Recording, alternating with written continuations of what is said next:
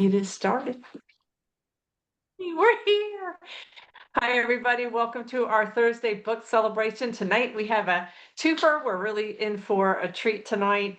We've already gotten to celebrate with Sandra Feen, and she knocked our socks off the first time and has every time that she's come to visit and be part of the group. And she's bringing along, and I'm going to say it right, Cliff Treyens. You got it. I got it. I was going to say, I just wrote it down and then I couldn't find my note.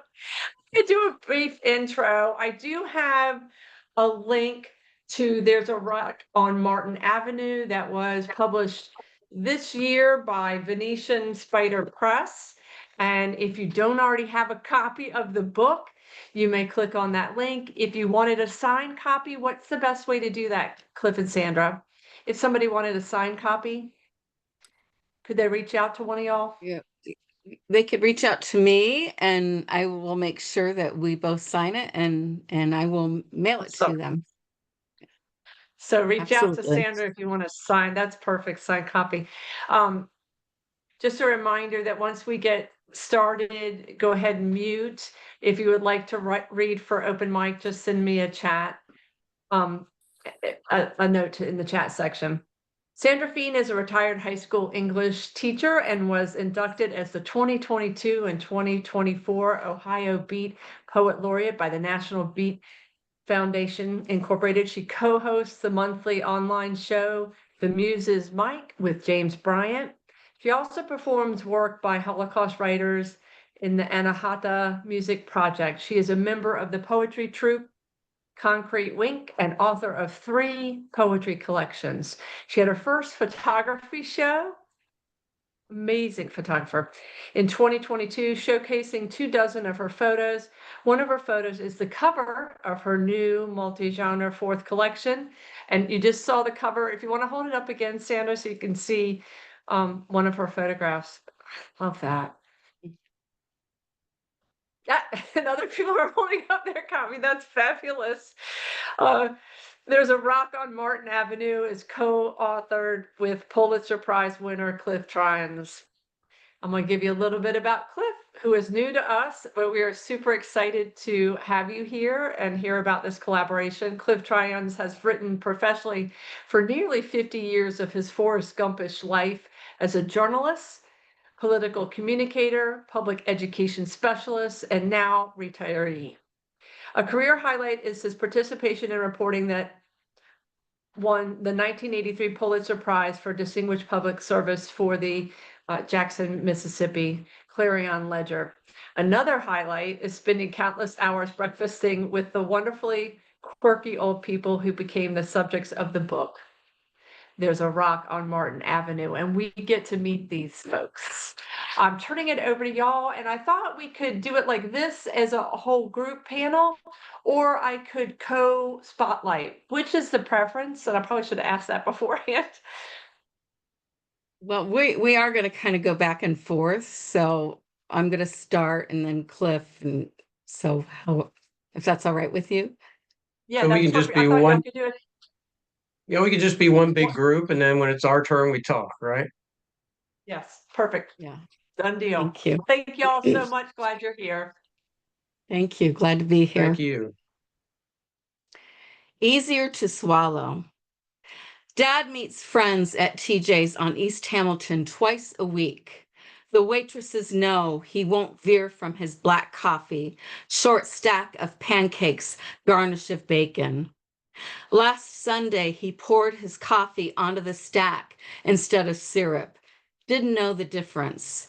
He prefers to pour, but I wished I hadn't put syrup so close to his cup. It didn't matter. No one really comes for the food anyway. Words become harder for Dad to digest, as well as pass at the table. It's Wednesday. Cliff asks him his favorite Christmas song. Obama, he says without delay. Somehow, this is an easier thing to swallow. When the song changes. Lori and Sandy graduated high school together, share an additional elementary backdrop. accordion lessons at Columbus Academy on East Main, juxtaposed to the Lavender Pussycat, and third grade choir at Shady Lane, Presbyterians singing, "Morning has broken," and the sunrise service, Easter bonnets and white gloves intact. Sunday breakfast at TJ's brings them closer, bonding in parental loss and navigating remaining parents' hourglasses of memory. Today, Lori and Wilma follow Sandy and Vern to Ashford for a personalized tour of Vern's living quarters after Wilma wandered away from home into the east side front yard of another facility. With purse on arm and a Kleenex packet inside, stuffed with important numbers ready for any angel finding the lost, Lori receives a call and Ashford tour begins. This surviving pair already entered the realm of disintegrating filters after decades of friendship between them and their spouses who already moved into the final room where all is restored. Today, walkers stroll into the bright white light of the bistro, otherwise known as the cafeteria and happy hour spot for geriatrics. So does this mean we'll be sleeping together?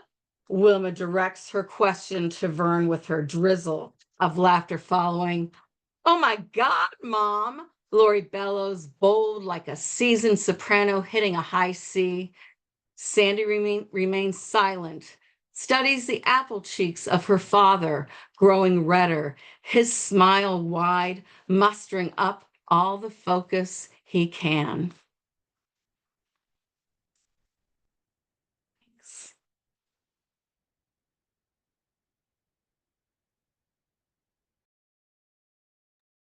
Okay, I'm going to read a broken record.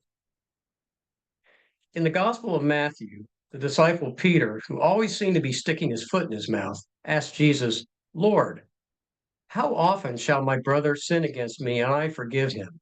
Up to 7 times?" You can almost hear Peter's exasperation at one of the other disciples, maybe that darn John or James, or maybe even the sleazy former tax gatherer Matthew, in which case Matthew gets the last laugh by recording Peter's vexation in perpetuity. "I do not say to you up to 7 times, but up to 70 times 7, Jesus responds. Let me see, that's 490 times to be exact. In other words, Peter should forgive as many times as he has cause to forgive. I guess it takes the power of God to love like Jesus.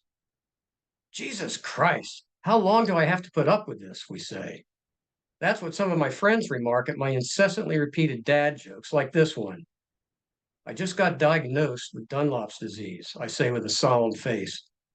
Oh no, what is it? My acquaintance asks with a mix of perplexity and concern. It's where your belly dunlops over your belt, I reply. Groans and laughs inevitably follow, but my wife, Kathy, who has heard this joke literally hundreds of times, is not amused. Worse yet is hearing something over and over and over in a single encounter. Not again, we say in our heads. How many times do I have to listen to this? 70 times 7, I've come to learn. The love of Jesus is deep, one of those things that surpasses understanding. When my mom, Jean's dementia became pronounced, she would repeat questions or comments over and over, often multiple times within 10 minutes or so. When this happened, I could feel the impatience and vexation welling up inside of me, even anger at my inability to reason with somebody incapable of reasoning. At some point, I don't know why, it dawned on me that Mom was never going to change. That's not exactly a revelation, but it seemed so to me. I came to realize that the only way I could relate to her was to be interested in what she had to say every time she said it, even if it was 490 times. The epiphany, this wasn't about me. It was about loving her.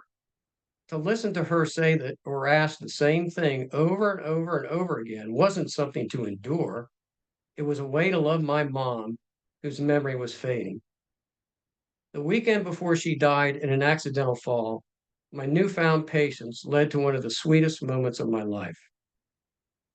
I arrived at her memory care facility to pick her up for lunch at my house. She was sitting in the central common area. Do you want to come to my house for lunch? I asked. Who are you? She said. I'm Cliff, your son.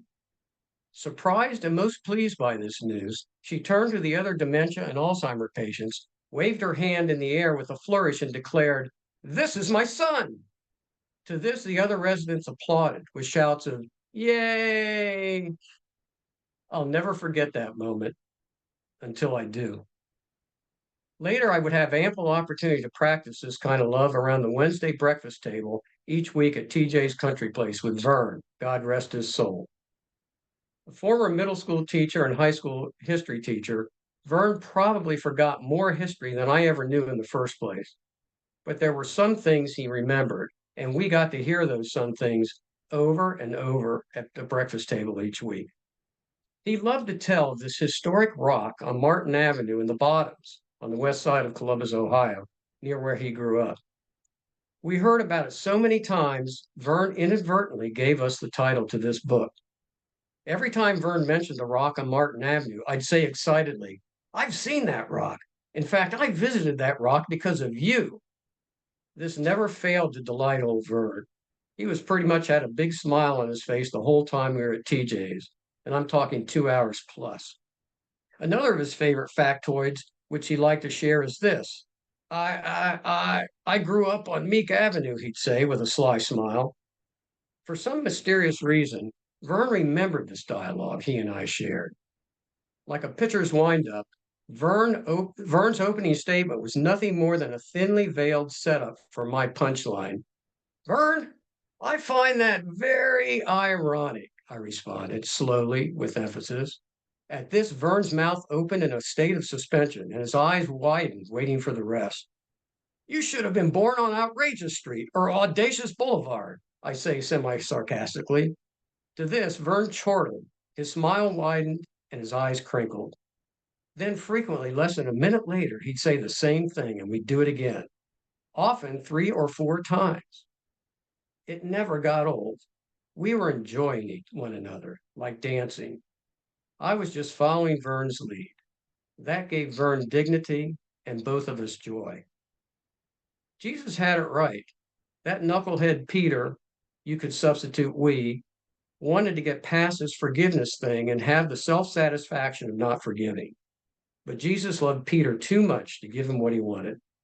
Jesus met him at his point of need, that is, the need to learn patience, forgiveness, and ultimately how to love. Vern isn't the only one at the breakfast table who struggles with poor memory. None of us are getting any younger. Just this morning, I went on a walk with someone and partway through realized I forgot to put on my glasses. Multiple times a week, I purposefully walk into a room only to wonder why I'm there. I sure miss Vern and talking about the rock on Martin Avenue, Meek Avenue, circus elephants marching down Mound Street, delivering papers to Pappy's pool hall, and dozens of other memory snippets I've heard 100 times. Like a broken record that keeps repeating, those stories were music to my ears. I just want to keep dancing to the tune.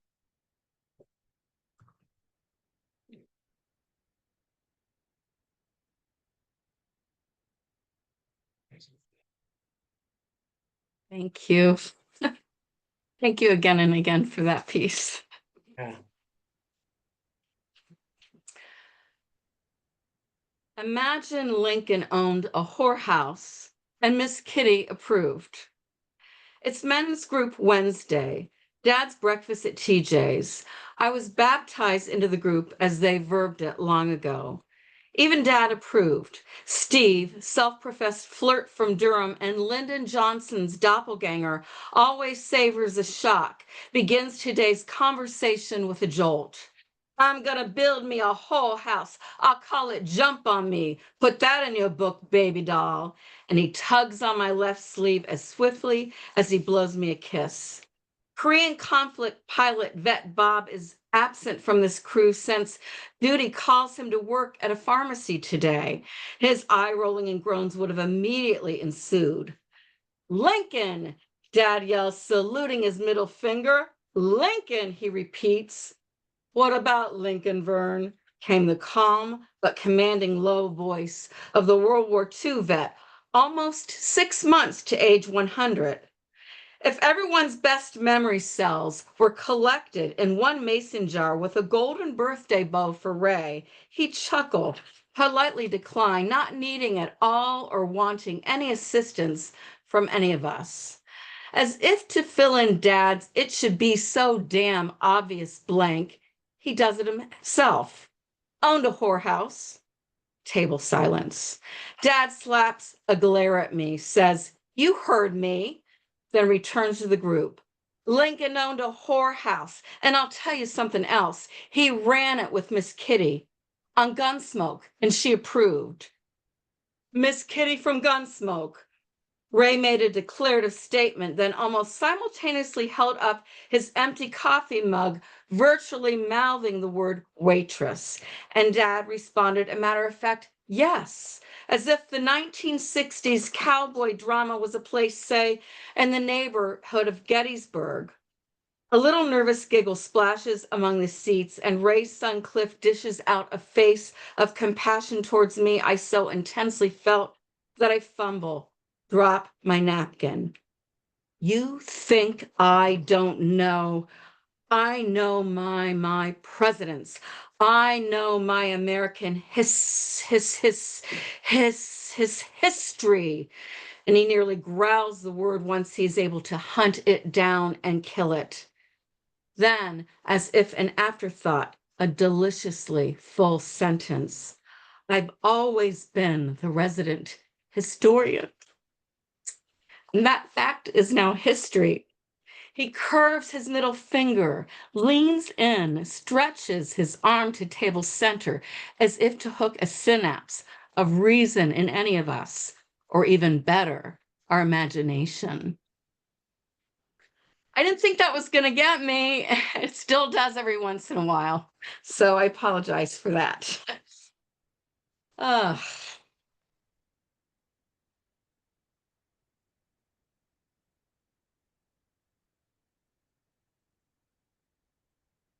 Prologue and into brothering season for Cliff. You were 7, holding onto the edge at the start of the deep end of Swimland, Whitehall's East Side pool, inching your way to deeper water, guided by desire to follow older sibling. Your brother and his friend splashed just ahead, as any kids would do in heat reeking of chlorine.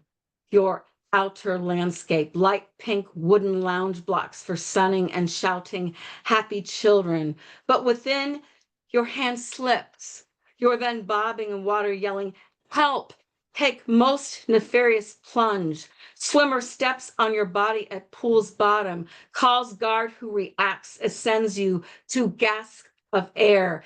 Angel spark igniting you back, reinserting you to your 8 millimeters frame, beginning film of your life work.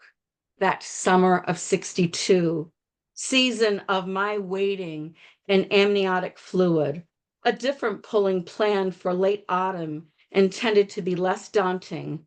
From a mother readying herself for me, readying life of books and braids and songs and prayers, dolls and sisters and everything girl, churching me just right to eventually bear thickest muddied waters without her, to prep me for longest single day seasons, days and days, grueling longest goodbye of my father, her 6 decades mate.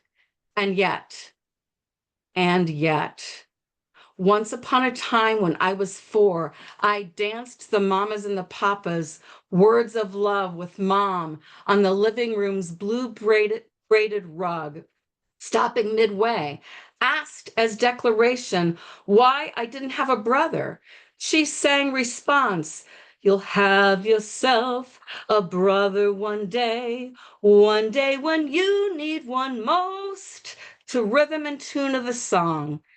And I arrive in Dad's men's group 55 years later at TJ's, and you baptize me in as a member. You who first ring my attention when you bellow Dad's name a verb. Have you been verned today? And I see how the audacious magic of your question makes his facial gloom splinter into flecks of sunshine. You feign a fresh interest in every story and phrase Dad repeats. And when his words are such strange stones or his language defines drought, you rattle breakfast silence with greater absurd. What is bra spelled backwards? Another dish of quiet and stares. Your matter-of-fact response, why, ARB. As Dad's dementia causes a head congestion that parches, I current further into the sticky wet of depression, then receive just the right scripture from you, a text that elevates. Suddenly, words of love, so soft and tender, in that clear mama cast tone, melody's instant recall. Just as a mother and daughter dancing together trickles poignant memory, just as here and now you brother me through such deep seasons of laughter, of love, of weeping, and lift me from drowning.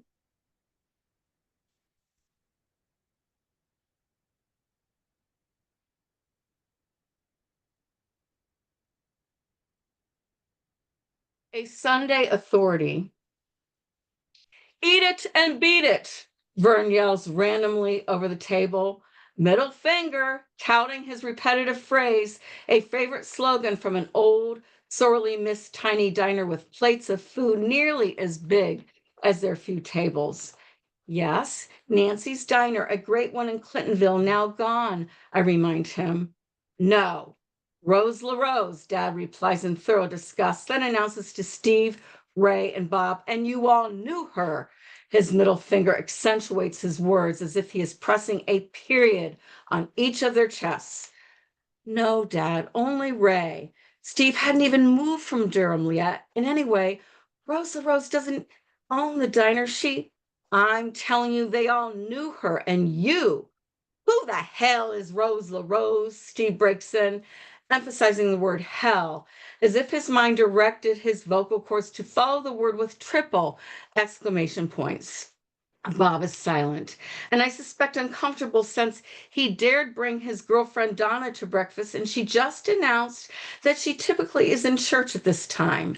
Ray, wordless, repeppers his eggs, then taps his mug on the table, a signal to me that it is time I refill his coffee mug.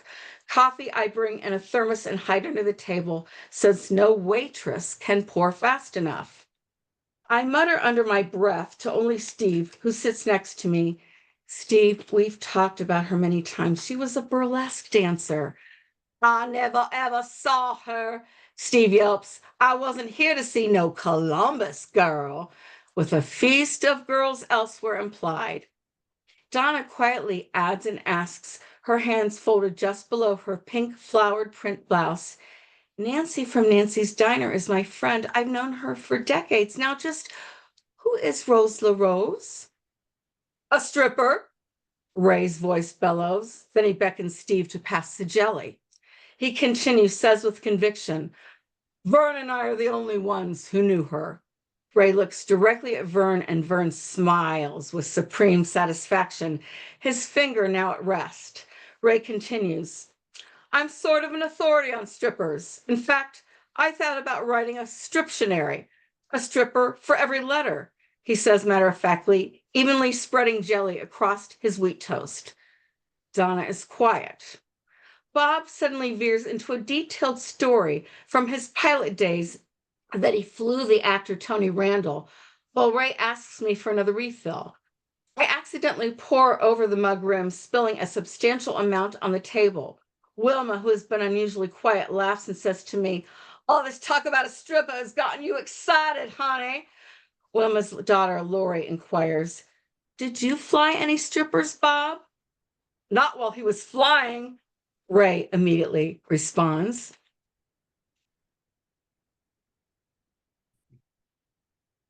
Ash Monday.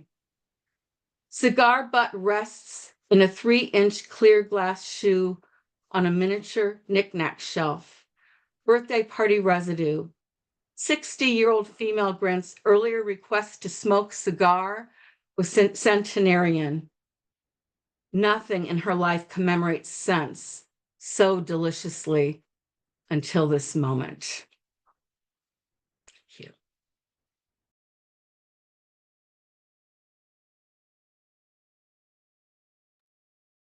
Okay, I'm going to read a piece called The Right Stuff. In my mind's eye, I have this vivid scene of a man strapped into the cockpit of a blazing fast jet aircraft. As he pulls back the throttle, the cockpit begins to shake, the instruments vibrate, the light outside the canopy begins to distort and bend. As the velocity increases, a quivering needle nears milestone speed. The aircraft begins to shake so violently that disaster seems inevitable. And that's where the vision ends. If this sounds familiar, it should. It's an iconic scene from the movie The Right Stuff. Funny thing is, it's not Chuck Yeager sitting at the controls in my daydream. It's Bob Brown. That's right, Bob Brown. And the needle is quivering at Mach 1.06. Not all this story is imaginary. Bob Brown has flown Mach 1.06. That's 813.3 miles per hour to be precise, 52 miles per hour faster than the speed of sound. The other odd thing is that in the vision, Bob looks exactly like he does now, probably because that's the Bob I see at our Wednesday morning breakfast club. He's 94 years old, aviator glasses pressed against his face, leather flight jacket, and fighter squadron ball cap resting atop his balding pate. It's a tight fit in the cockpit for 94-year-old Bob, but nevertheless, there's the old man streaking through the heavens. Bob Brown is an extraordinary man with an ordinary name. He's regularly mistaken by mail carriers, government bureaucrats, and law enforcement officers for one of the countless other Bob Browns out there.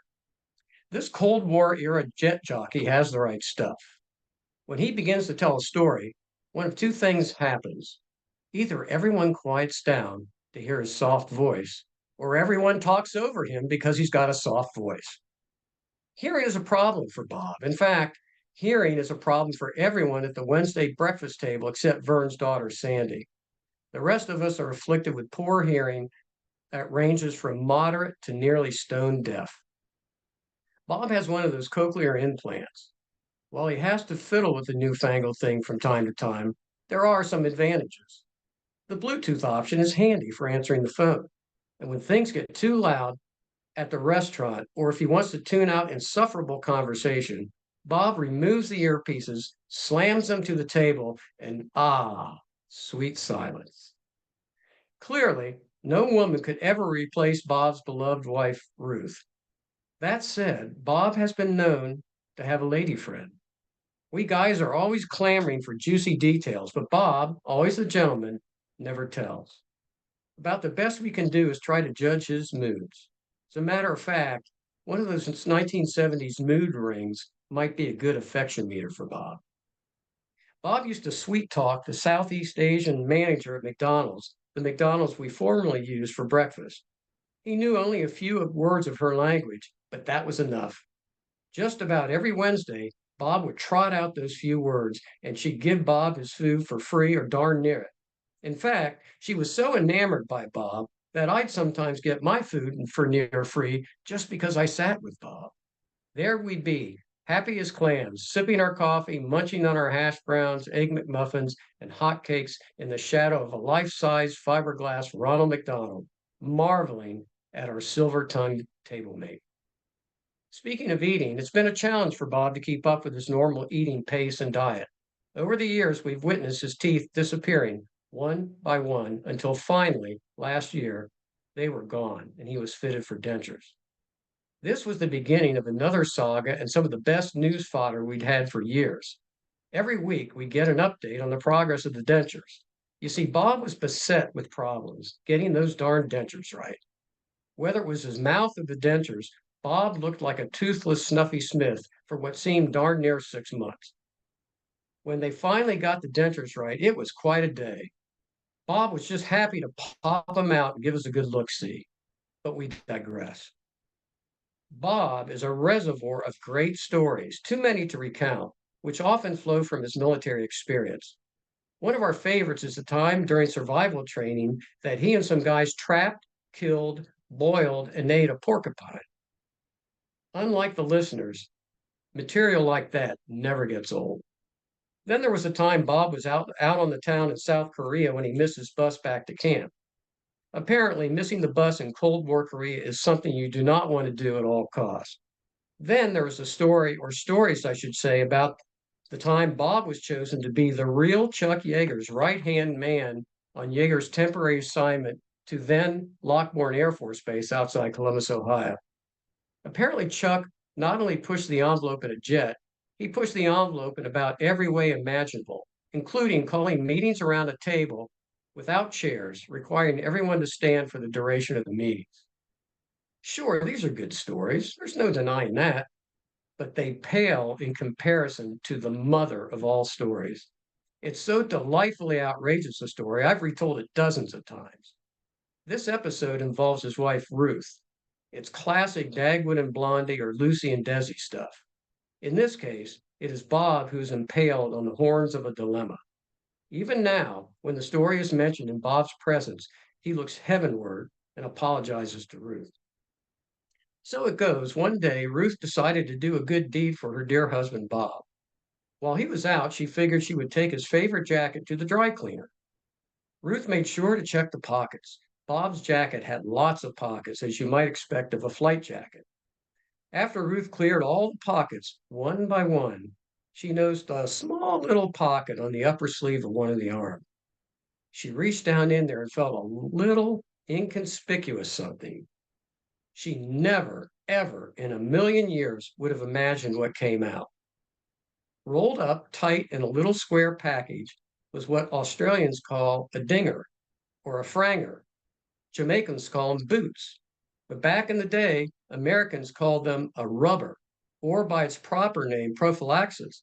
That is a condom. There were no witnesses to this event, but I think it's fair to say that Ruth's jaw must have hit the floor and her eyes darn near popped out of her head. Sometime later, Bob innocently comes home, opens the door, and there stands Ruth, arms crossed. By this time, her expression had changed. She was glowering at him like a Catholic school nun ready to whack him on the knuckles with a ruler. I imagine Bob's reaction was not a cowardly lion kind of fear, but more of a confused-like look of the scarecrow whose straw brain is trying to sort this situation out. Ruth surmised that Bob had some use for that condom that did not involve her. In actuality, she was right. As when Lucy got herself into a pickle, Ruth's look conveyed Desi's Spanglish rebuke. You got some splaining to do. I can just imagine Bob bending over in feigned laughter at the misunderstanding, winding up to splain himself, only to look and see Ruth's tight-lipped, steely-eyed, and about to blow her top.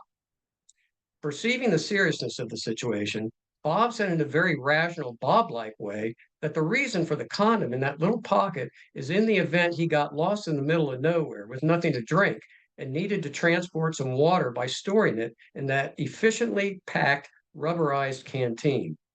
It's as simple as that, I can hear Bob saying. What Bob didn't realize is that to a normal human being, that is the silliest thing ever heard. I grant you, one might learn this little trick in military survival training, but the chances of a middle-aged Bob trying to survive in the wilderness behind enemy lines with nothing to drink is about as likely as Vern doing stand-up comedy or Steve dancing ballet. That's not a plausible story, except for a right stuff guy, military guy like Bob. Eventually, Ruth came to see that the idea of Bob having an affair was less plausible than him wandering the neighborhood drinking water out of a rubber. So they patched things up and lived many more happy years together. There are many things that could be said about Bob that are laudatory. And one very relevant one in light of the last story is that Bob is loyal with a capital L. He was always loyal and devoted to Ruth. He remains loyal to his children. He is loyal to his friends. I can't tell you the number of times he helped Ray with rides when he needed to go somewhere, or has checked on others of his friends when they needed help. Bob is the right stuff because his heart is in the right place. You could go around the Wednesday morning breakfast table, and I guarantee you, every one of us, to a man and woman, would say there's no one we would rather have fly our jet at Mach 1.06 than Bob Brown. And so, Bob, we salute you. May your teeth fit properly. May your hearing be sharp and your love overflowing. May your belly be satisfied, and may your canteen always full of water.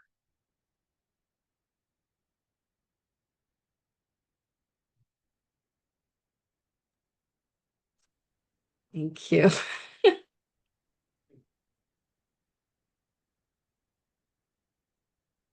Vern and Wilma's last TJ Sunday together. Everything was harder last October Sunday. Lori and I maneuvered our parents out of memory care, drove them from Grove City to the east side of Columbus for our 2-hour ritual breakfast, like dozens of Sundays. We waited longer than normal for the nurse on duty to dispense Dad's meds, found that she was new and untrained. I tried to retrieve his meds myself since he was already falling deeper into sleep in his chair. Wilma was distraught over something missing in her walker seat, but unsure what it was. As soon as Dad was awake, we made certain he remembered to swallow, helped him stand, noticed he was beltless, which meant aides forgot to put it on. Even with one in place, we always gripped the back of his pants to ensure balance. Lori gave me the look that meant I could run to his room to get it while she stayed with him. I did, and we threaded it through the loops without Dad even realizing. And Lori began the trek, holding Dad's pants because, of course, he preferred that she took the job of him, while I caught up with Wilma, who was already there, always the first at the coded security door, so ready to move, always leading our way.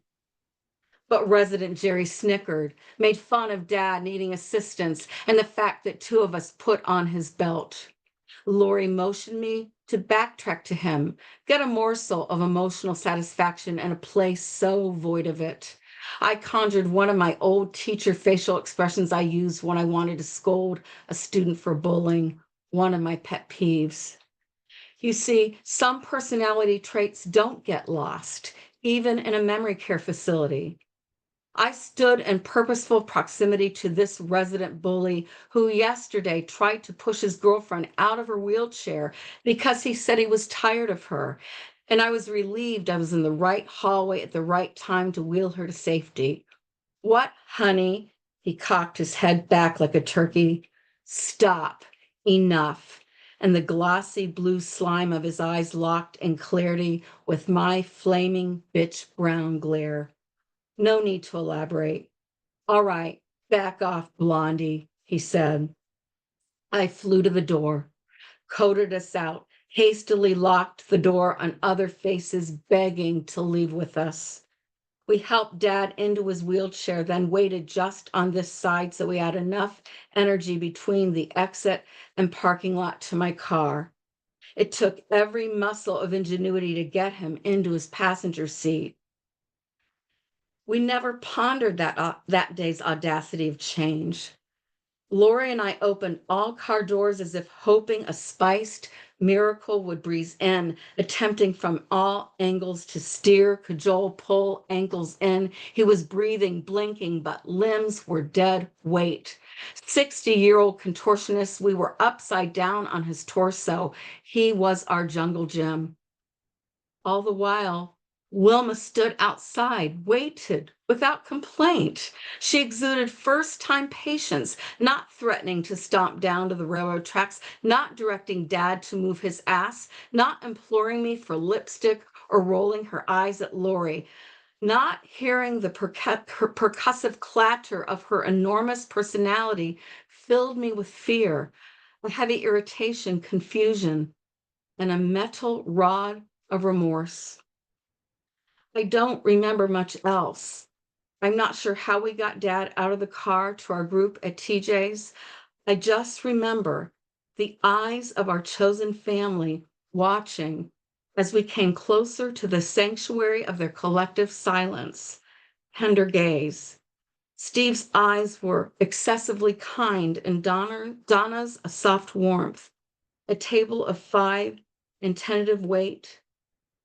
It was the last time Wilma led the 4 of us in.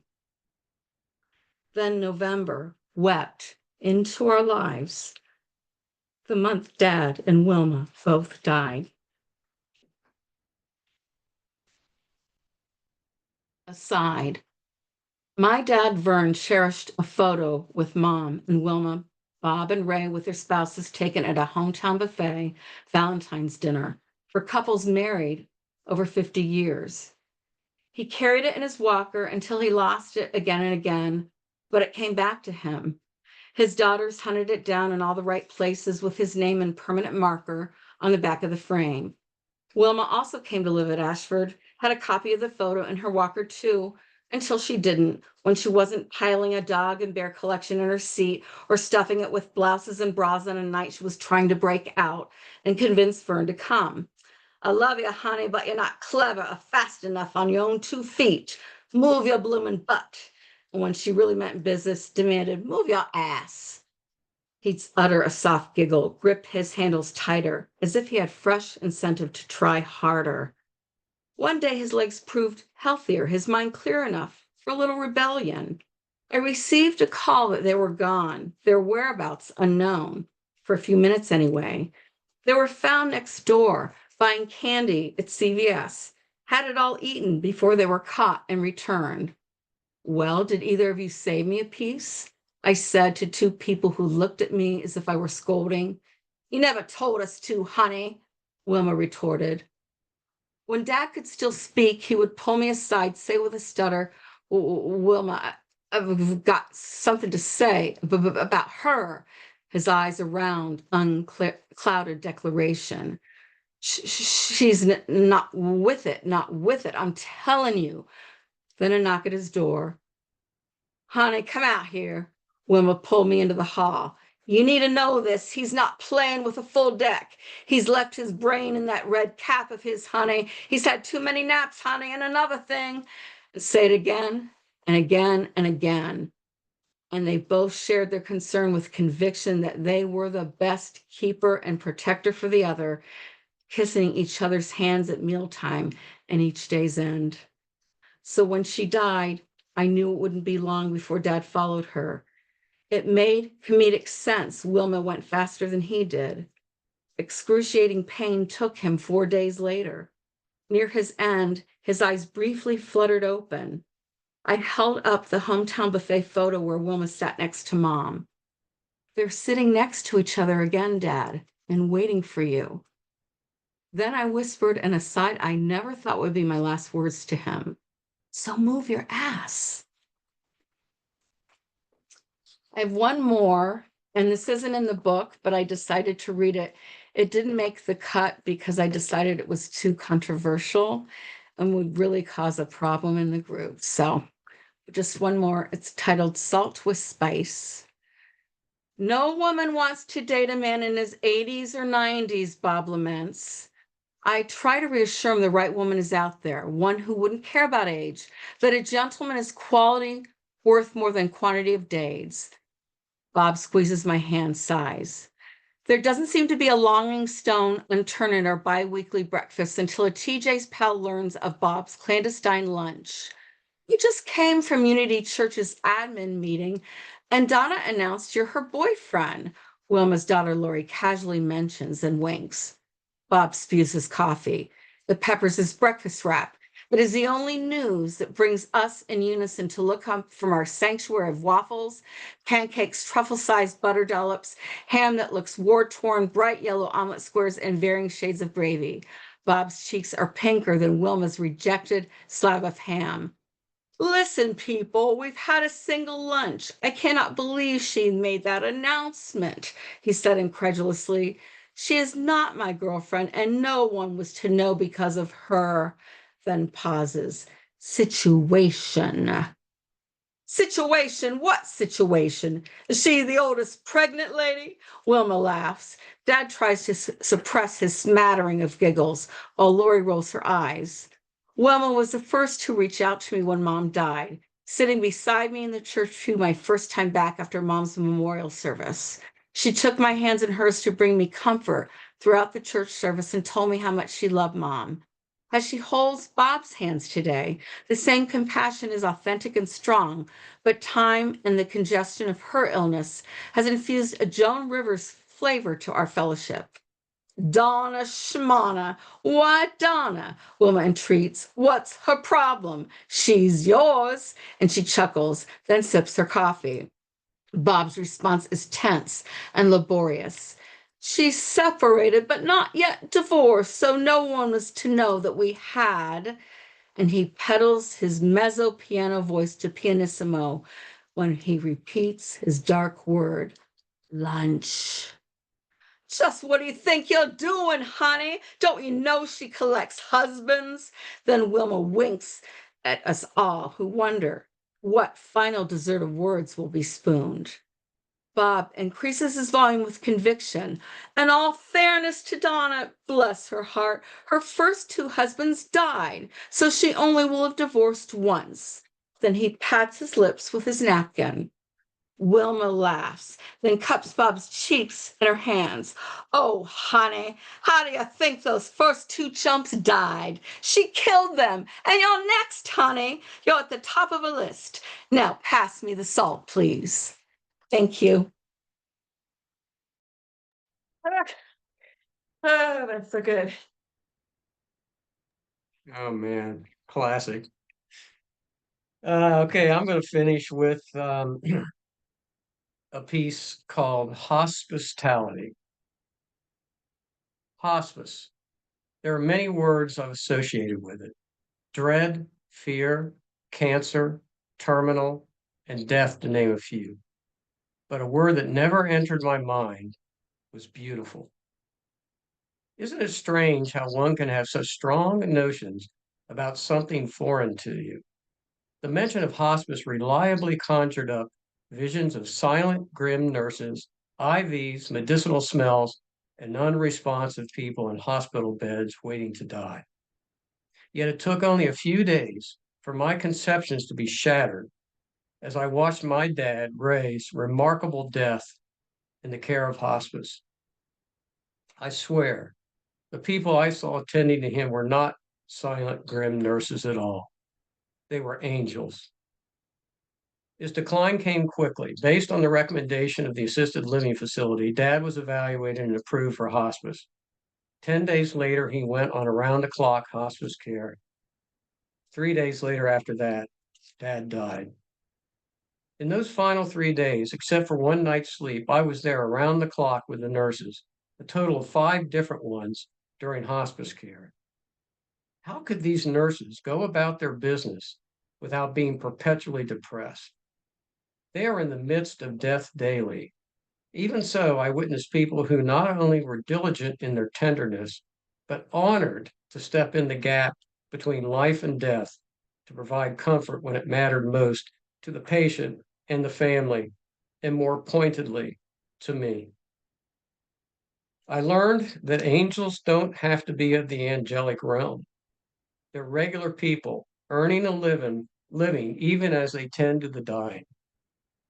One was a mother of young children, another a mom of young adults, and then there was a young lady right out of nursing school who'd been married only a few years. I was touched by the veteran nurse who had a son in the Army. She lingered over a photo on the wall of Dad and his B-24 crewmates walking toward the camera. They just completed a bombing mission over Europe in World War II. She couldn't wait to tell her soldier son about it. Dad, a man she didn't know, was without a doubt a hero, she said.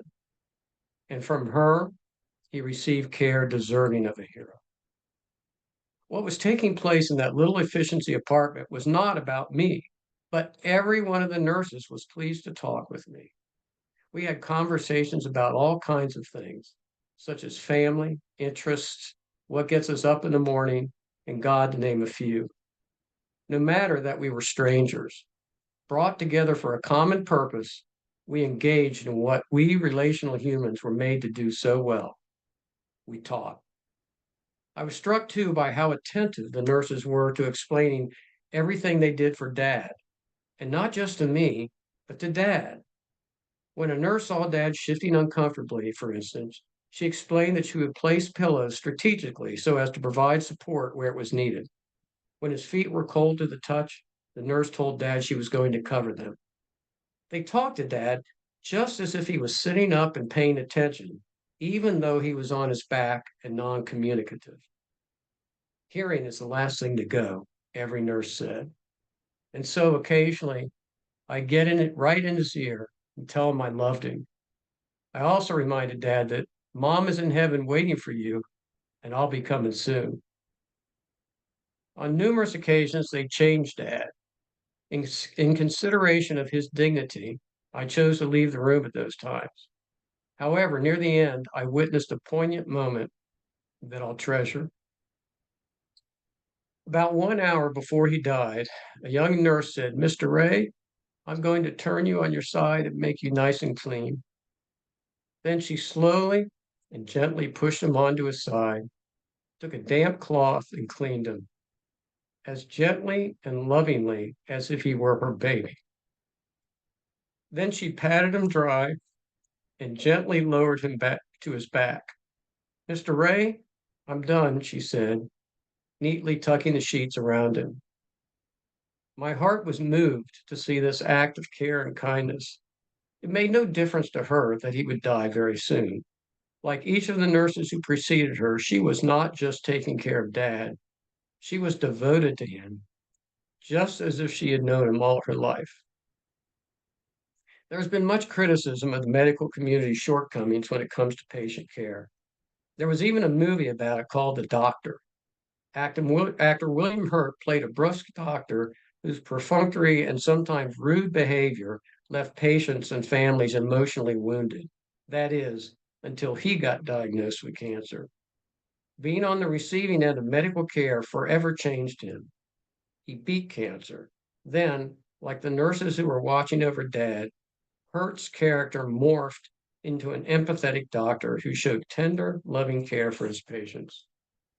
I could not have asked for anything more. Dad died peacefully and comfortably less than 2 months from turning 101. There was little I could do in those last days other than to be there. Yet I am comforted to know that Dad, by now, has met Jesus, is reunited with Mom, and will be there with open arms when I join him someday. Furthermore, I am comforted beyond words to know that 5 angels were blessing Dad with the best of care to the very end. It was beautiful. Oh, Some of these pieces are hard to read. they have to be. And I can say, like, for myself, the experience is like a range of emotions.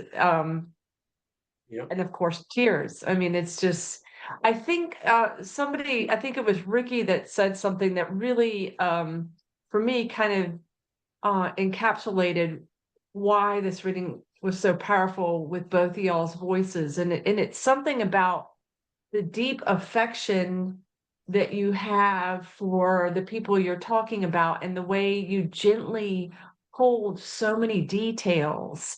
I just have a deep admiration for working with really hard, painful things, and there also being this sense of like humor, of epiphanies, of lessons, of capturing characters. Sandra, hearing you read in different voices. Oh my gosh. And then Cliff, you repeat, like there was twice that you said it's not about me. And I really think that was beautiful to hear that. It's Thank you guys. interesting. Thank you very much. I appreciate it. It's interesting. We had no intent. The idea of writing a book was not anything we thought about until at some point Sandy said we ought to write a book. But we just when I retired, my dad was trying to get me to be a part of this group, and I didn't want to do it because I was retired. I didn't want to get locked into a one morning every week, and it only took one sit down with these guys to fall in love with them. I mean, it was hilarious. It was a riot. They were poking fun at each other. They were arguing all, and it was like a three-ring circus. And I went that first time, and I didn't stop until most of them were gone. And it's just I don't know. I think it's a labor of love that just kind of came upon us, and um, when you have good material, it just writes itself, and that's kind of what happened. Not surprised. And I also Mhm. think what you said about love. I know other people, please feel free to unmute and jump in with questions or comments. Yeah, just a beautiful collaboration and hearing both y'all's voices, very compatible. And this was the first time y'all had done any like writing together or call and Yeah, but we had a lot of response. breakfast together. Yeah. Yeah, we had never written together before, and we really didn't know each other until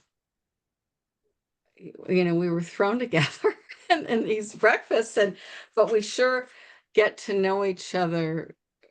We got to know each other fast. You Yeah. just you are vulnerable in this group. They make you find out.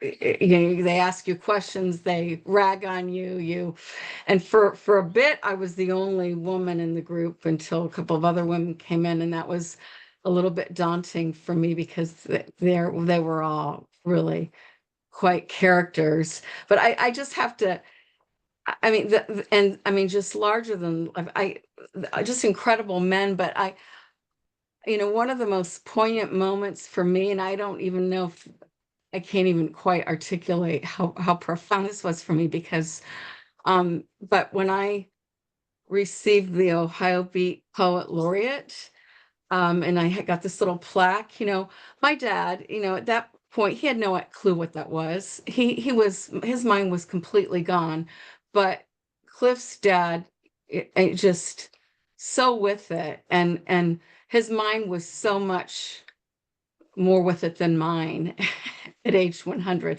And what was so funny is he kept saying to me, when you get back from this, I want to see that plaque and I want you to bring the plaque. And so I brought the plaque to the table, and they would always say, bring stuff to the table. So I brought it, and he says, and I want to get a picture of it.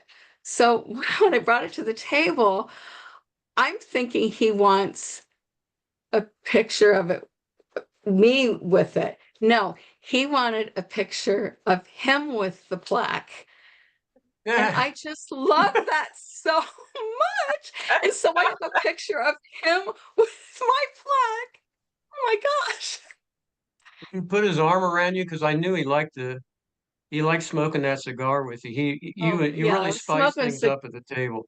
smoking cigars with him was great too. But something about him wanting to hold my plaque and have pictures, that was one of the greatest moments of my life. I just love that. So anyway. By the way, speaking of poet laureate, we had to explain to Steve that a laureate is not a rope that you throw at a cow. Because Steve had no clue what a laureate was. Yeah.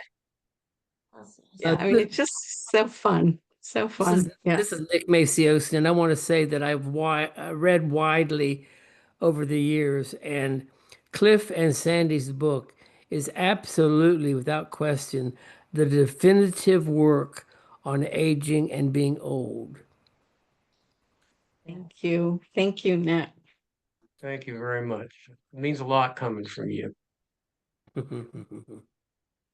Awesome. And if anybody doesn't know Nick is my 7th grade English and 9th grade drama teacher. No, I love that. I love. Does anybody have any specific questions or thoughts? Something? The chat section's been very busy. So Cliff and Sandra, when you see this, you're gonna be like, "Holy smoke!" Oh wow. Yeah, I'll send it to you, and I just put the link in again. But remember, you can reach out to Sandra if you wanted a signed copy. But just gorgeous reading, just powerful, and I love y'all's voices together. And I think that So Rikki's idea there about the deep affection just really infuses all the work, and then the astute and just attention to detail really is just touched my heart. Touched my Yeah. heart.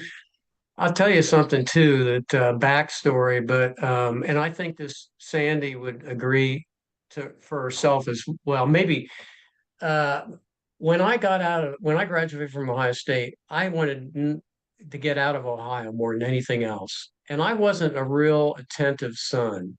I was pretty selfish, and even when I was back in Columbus, I mean, I was really more interested in pursuing my interests, and I wasn't a real, in my opinion, wasn't a real good son. But some things happened in my life that shook me to the core, and I felt like I got a second chance. The one reason this stuff is so powerful for us, because I feel like I got a second chance to love my parents well. And so when you've got that kind of history behind what you're doing, it makes it doubly impactful.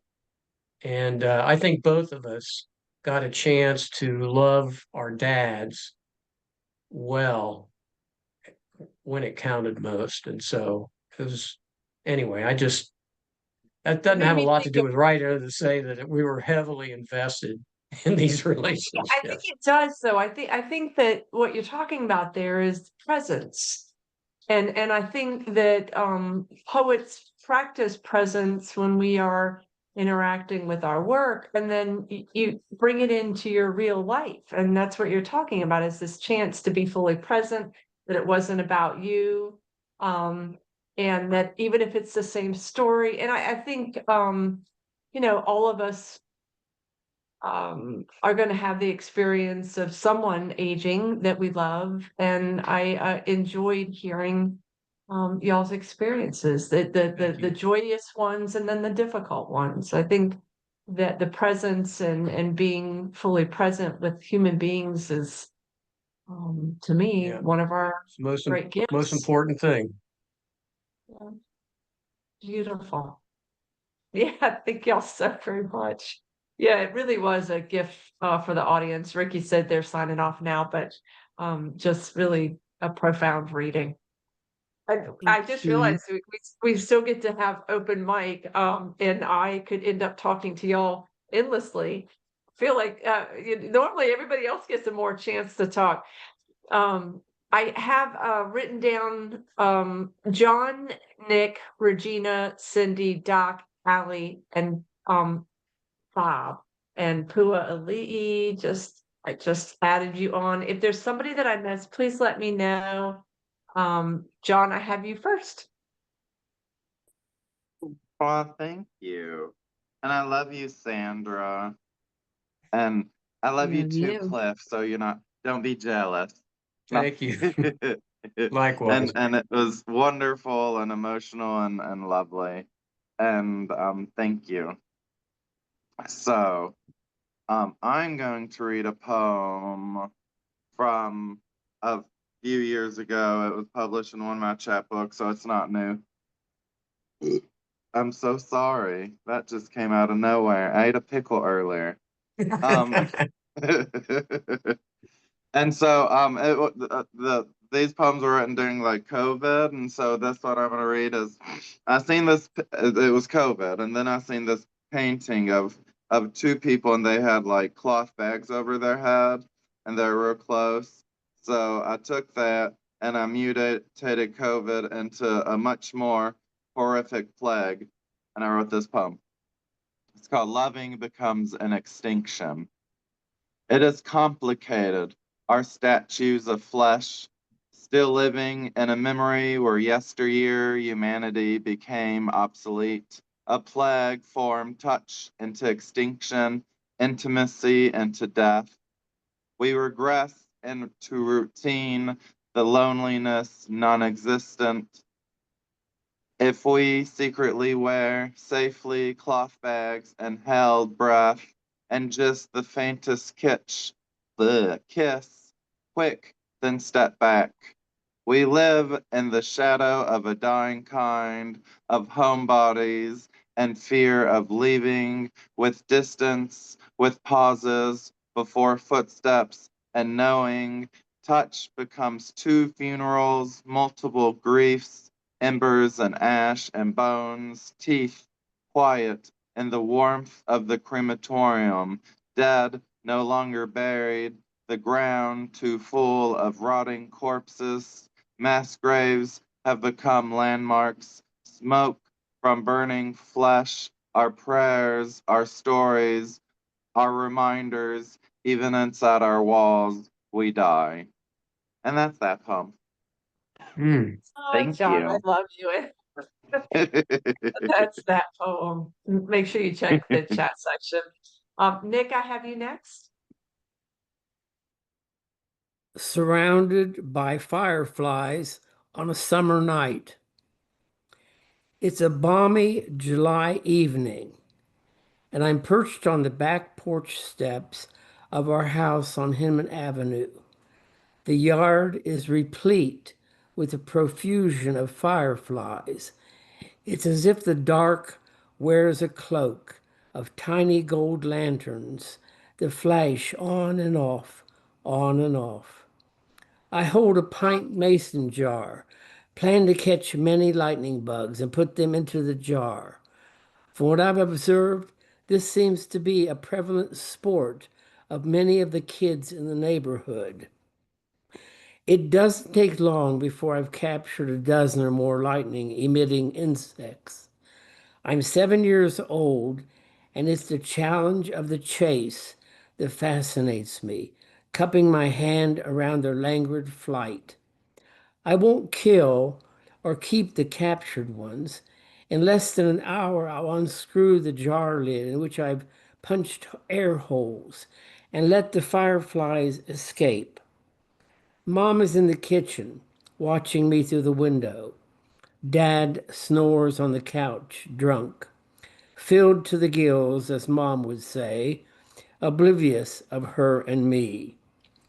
These fireflies seem like temporary friends that have deliberately flown into my backyard to keep me company, to fend off failure I feel as a son. I don't think my dad wants me. There are too many fireflies to count, and when I look out at them, I see my childhood coming apart in yellow pieces. Thank you. Ooh, Nick, thank you. Temporary friends is going to stick with me next time I see fireflies. Regina? Hello, everyone. Wonderful reading, Sandra and Cliff. And so in light of your subject matter, thinking about parents. My mother passed away from Alzheimer's in 2023. And so I was looking at something else, and then I said, "Oh no, I'm gonna honor our people today." This is entitled "The Fire Talker's Daughter." My mother talked the fire out of burns, eased the pain, as did her father, as did his mother, as does my son, as will his daughter. It had to pass me by, as I was not a man-child, yet my mother looked at me like I was sun in the sky, like I was promised. She said that while I would not have that gift, I would have a great many. And even though I couldn't talk it, I most certainly carried it, power. I entered the world very tiny and gray with a gray ring around my brown eyes, said I was scrawny with bright eyes that had seen before. Mama said a great many long gone spirits dwelled where I was born, and when it was time to leave that place, she was well ready to go. They worried her incessantly. She told me many other things, like how great aunties Hat and At were healers, and women would come to them for many an unknown ailment, and how God put these abilities in us because of what God knew we would need to survive, for our families to survive, for our people to survive. My mother marched in the movement. My mother educated the masses. My mother spoke the fire. But sometimes my mother held her tongue. My mother can no longer tell me anymore about these truths I have discovered are very real. That is to say, she no longer lives, and she cannot say. It used to be her tongue would get confused. Now, her tongue is at rest. I cannot talk the fire, but I am fire. I know this because she told me so. Truth. Love that poem, Regina. I'm glad you read it. It's funny how different lines will strike me. For whatever reason, today it was sometimes my mother held her tongue. Because that's a real act in itself. It is. It is. Thank you. Cindy, I have you next. Okay. Regina is always a hard act to follow. But I think Malika will enjoy this poem because it's got a lot of horses in it. Yay! I wrote it, I was solicited for Lips magazine to write a tribute to Lynn Lifshin. We all remember Lynn. You know, she was always in the small press. She was a good friend of mine. She used to ask me to write reviews, blurbs, everything. I'm all over her book. And I wrote this, and Lips published it. It's called Of Course, so you know the reference. Beware the stalking horse, the rearing horse, and the galloping horse. They have silky, black, regal manes, and their faces are so gentle. But oh, there's revolution in those clumping hooves.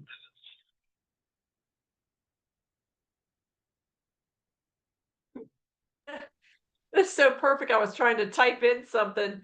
I love that poem. Of course I do. But it made me think of somebody used to say, watch out for horses. They have a mouth at one end and feet at the other end, and they're tricky in the middle. Well, also, Lynn was a revolutionary, and that's why I threw that in there. She was ahead of her time. Perfect. And I'm not surprised. I love that word. I love that word. We're all revolutionaries. Yeah. I'm not surprised you two are friends. Not at all. Doc, I have you next. There you are. And here I am. Yay. When you were talking about the book and Sandy and Cliff's experiences with their fathers, you described it as presence. And as Sandy well knows, and several others here, I enjoy sprinkling my poetry with words from other languages, from other experiences. And it brought to mind a Tibetan word, kundun, meaning presence, usually in reference to the Dalai Lama or a major Lama of some sort. And the other one is Hineni from the Hebrew, and it means I am here, but it means that I am here in a very complete way, in a totality of being. And this poem has both in it. The title is Tomorrow's Yet to Be. In the labyrinth of life and passages of time, wrapped in moments of existence, lies the stillness of being amid the ever-changing stars. It is Kundun and Hineni, a journey of infinity, with a destination sought but unknown. And it is a song sung in all the tongues of tomorrows yet to be. We are what we have become, and we are becoming. Truth. Thank you. Thank you, Doc. I love that. I need to remind everybody, if you've read, please check the chat section because I don't want you to miss what people are responding to. Allie, I have you next. Thank you, Sandra and Cliff, for that beautiful reading. I've had a lot of great grandparents go through memory care things and who passed away later in life, and watching them age, and it just brought up so many memories of like my grandfather had a Wednesday morning crew where they would go into the local diner and shoot the shit for a couple of hours. So I was gonna read something totally different, but I wrote this about my grandma who's now 80, and she's also a character. So this is Embarkation Day. Nana is leaving on her 97th cruise. She's woken up early, repacked her bag, ordered her Uber, and pedaled herself to the pier. She requests a wheelchair because after 96 cruises, you pick up a trick or two about how to save your legs. There's no such thing as a free cruise, but somehow she's managed to string two together like beads clacking into place. She rides the line like a wave, abandoning her roller bags to the whims of fate, although they have tags, so likely they'll reach their destination, a balcony behind one of the identical doors on the 9th floor through a long hallway of identical doors. This door is near the elevator, which is a strategy since the wheelchair is only temporary, and some days she can manage without her cane. In July, I went with her to Alaska, but I can't even tell you how many cruises were packed between that and this. If I ask, it'll involve plenty of counting. She may or may not get off the ship at any of the ports of call. She tells me that the ship is the point. Look at that ocean, the reassuring blue on gentle swells. She likes to be at sea, has seen penguins from her balcony and counted glaciers, watched the movement of the Panama Canal through its series of locks, moving from one ocean to another. Given the chance and a companion, she'd live on this glittering vessel. Every night she'd go down to the piano bar and bop and la la la in time with the music, sip a virgin strawberry daiquiri, and wonder how anyone could want anything else. Gorgeous, Allie. I'm glad you chose to read that. Yeah, again, look at the chat section, please. Bob, I have you next. Okay. This is something from my ebook demographics.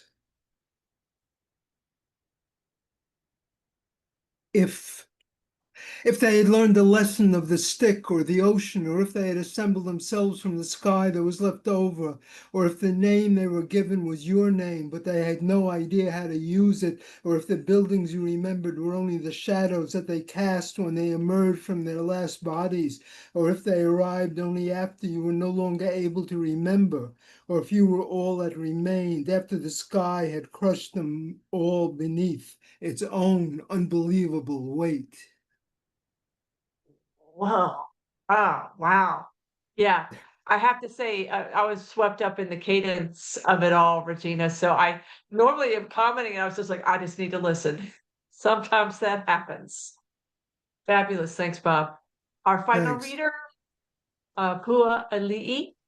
Hello, everyone. So there was so much that was said, especially about the grandparents in hospice. This is my poem that I wrote earlier this year, and it has to do with both of my grandparents, but predominantly my grandmother. And she was 101.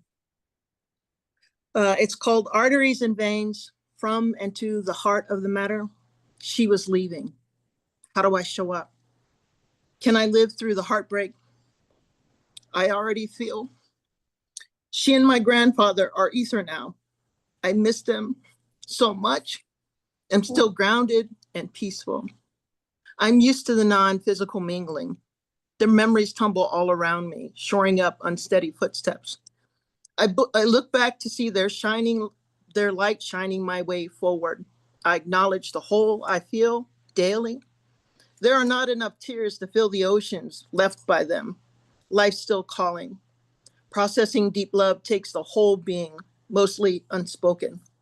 Even the wordless ache needs time to breathe. Sometimes I have to give myself CPR for the veins dry of blood and oxygen. I'm still alive. I soothe myself remembering our last moments, the last breath of my grandmother, and my words to her, letting out the deepest cry of love that chased her out of this world. Honored is an understatement, sacred. Death and its doorway crosses centuries in an instant. I'm in.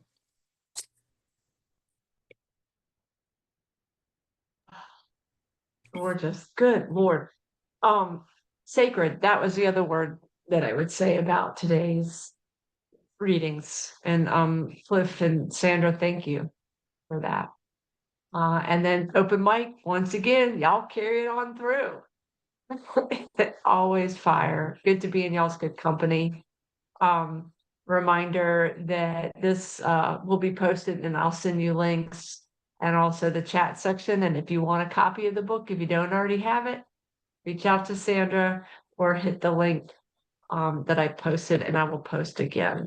There we go. All right, guys, be well. Thank you. Thank you so Bye, much. everyone. Again. Thank you. Bye.